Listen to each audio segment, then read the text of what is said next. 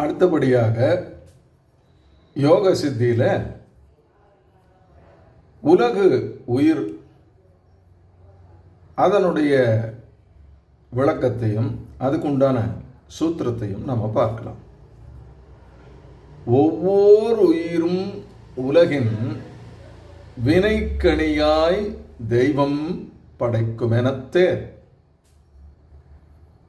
உலக ஆலயத்தில் ஏராளமான வினைகள் இருக்கு. ஒவ்வொரு உயிருக்கும் சிறப்பான ஒரு வினை அல்லது காரியம் உள்ளது. அதற்கு அணியாகவே அதையெல்லாம் நிறைவேற்றவே இறைவன் அந்த உயிரை படைக்கிறார்.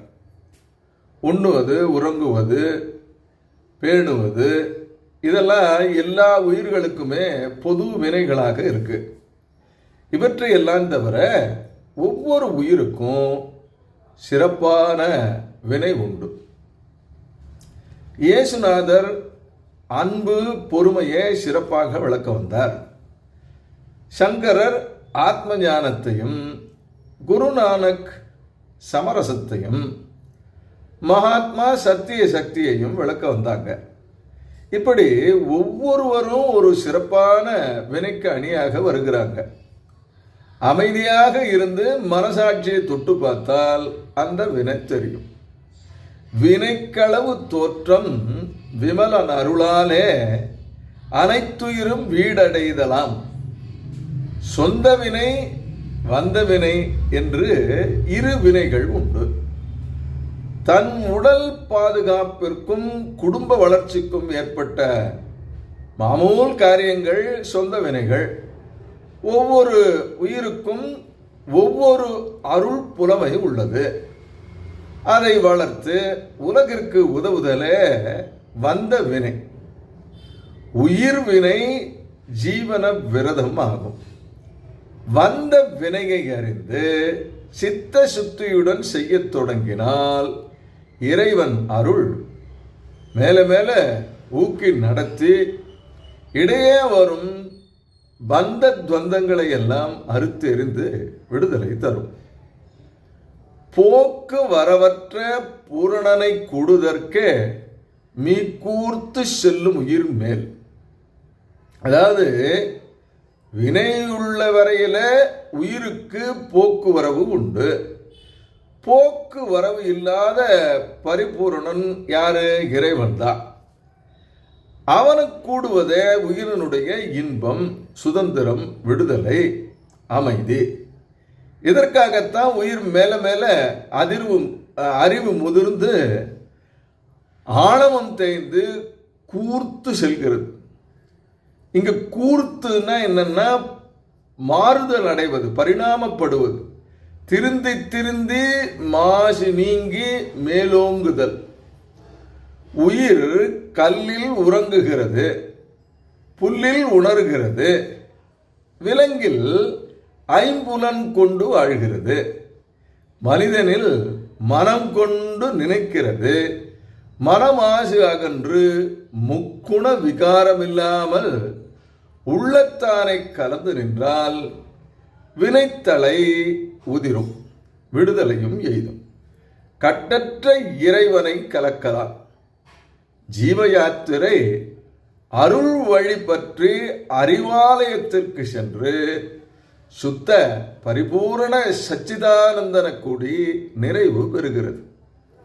பெண்ணின்றி ஆணில்லை, ஆணின்றி பெண்ணில்லை, எண்ணிருவர் சேர்ந்தே இகம். ஆண் பெண் சேர்ந்ததே வாழ்வு.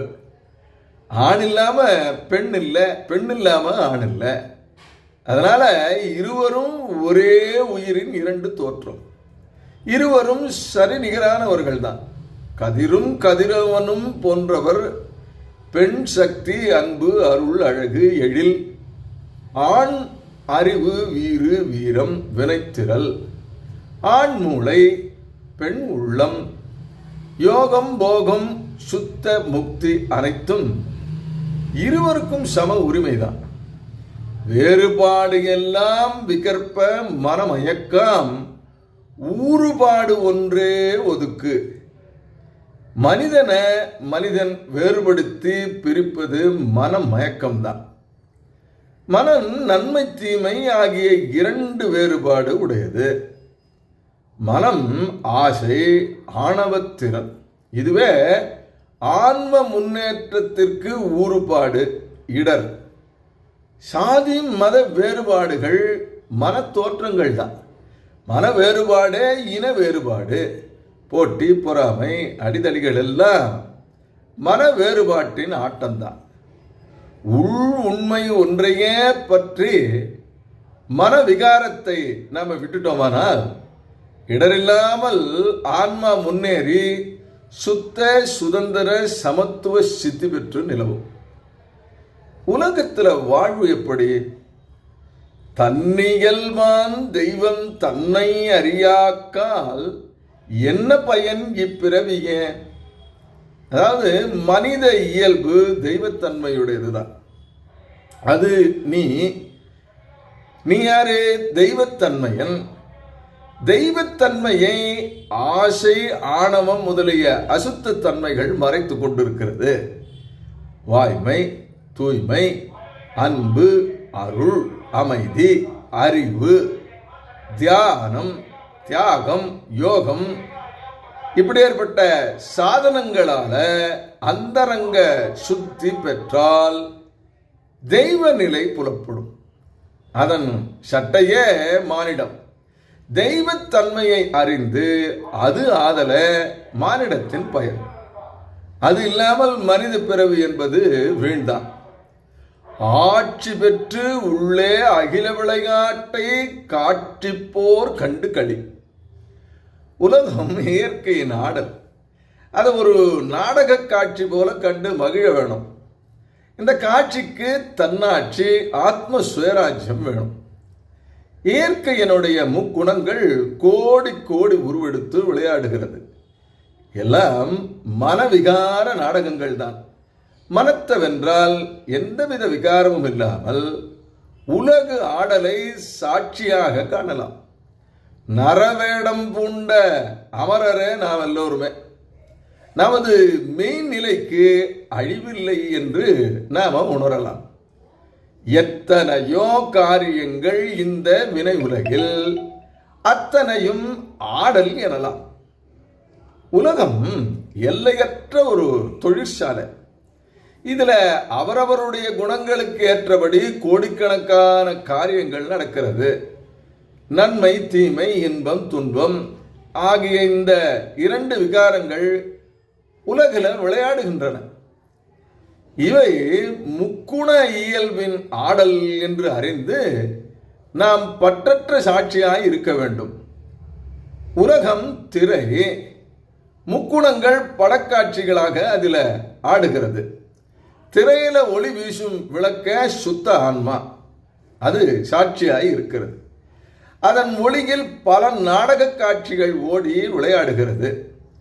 திரையில புலி கரடி வந்தாலும், திருமண உருவம் வந்தாலும் விளக்கிற்கு ஒன்றுதான். அதுபோல உலக ஆடலுக்கு சாட்சியா இருக்க வேணும்.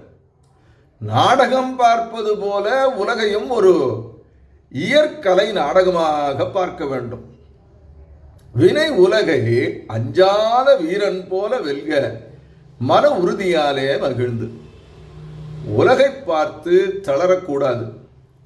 வினை உலகை அஞ்சக்கூடாது. ஒரு வீரன் போர் முனையில் நின்று எதிரிகளை எப்படி வெல்கிறானோ அப்படியே இருவிகார போர்க்களத்தில் நிர்விகாரமாயிருந்து முக்குண மாயத்தை வெல்ல வேண்டும். அதற்கு வேண்டியது மன உறுதிதான். மன உறுதி துணிவும் மகிழ்வும் வினை திட்பமும் தரும். உலகில் அருளாட்சியை நிலைநாட்டி இருளாட்சியை ஓட்ட வேண்டும்.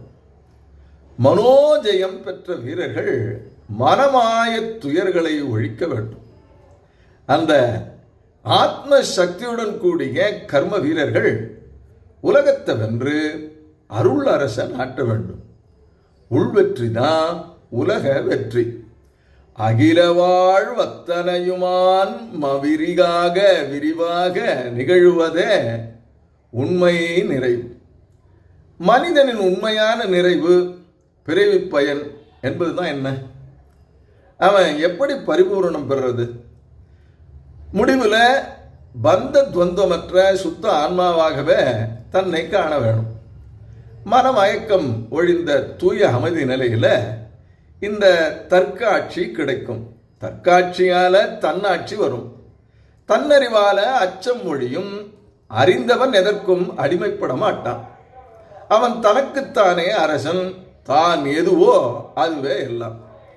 அதுவே உலகெல்லாம் நிறைந்தது என்று அறிவதே ஆத்ம விரிவு. அக்கண்ட ஆத்ம தரிசனம் சாம்ராஜ்யமாகும். தன்னுடைய விரிவே உலகம். உலகம் ஆத்ம சமானம் என்று அறிவதே வாழ்வினுடைய நிறைவாகும். இந்த நிறைவினால தான் ஆன்ம ஒருமையும் சுதந்திரமும் எல்லையற்ற சமரசமும் பிறருக்கு இன்னல் இல்லாத அமைதியான தூய வாழ்வும் ஆண்டான் அடிமை அரசன் குடி எஜமான் சேவகன் மேற்சாதி கீழ்ச்சாதி அந்த மதம் இந்த மதம் என்ற வேறுபாடுகள் இல்லாம எல்லாரும் எல்லாருக்கும் வாழும் பொது நல வெற்றியும் உண்டாகும். எல்லாரும் ஒவ்வொருவரும் எல்லாருக்கும் வாழும் ஆத்ம நேயத்தால தான் தனி செருக்கும் மத செருக்கும் ஒழிந்து அருள் உணர்வும் அருளாட்சியும் உலகத்தில் விளங்க தொடங்கும்.